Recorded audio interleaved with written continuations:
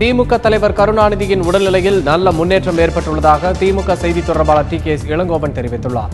இதையடுத்து ஜூன் 3ஆம் தேதி தனது 94வது பிறந்த நாளில் திமுக தலைவர் கருணாநிதி கட்சி நிர்வாகிகள் மற்றும் தொண்டர்களை சந்திக்க அதிக வாய்ப்பு இருப்பதாக டி.கே.எஸ். இளங்கோவன் தெரிவித்துள்ளார். உடல்நிலையில் நல்ல முன்னேற்றம் இருக்கிறது. கடந்த 6 மாதங்களாக அவருக்கு மருத்துவ சிகிச்சை அளிக்கப்பட்டு வருகிறது.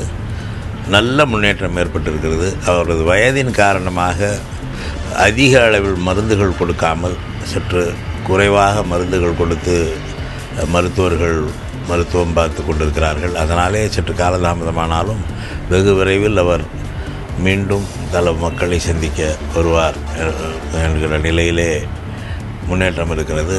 அவருடைய பிறந்த நாள் வருகிற ஜூன் 3ஆம் தேதி வருகிறது. அந்த நாளைக்குள் கூட அவர் பொதுமக்களை சந்திக்க, தொண்டர்களை சந்திக்கக்கூடிய வாய்ப்பு ஏற்படும்.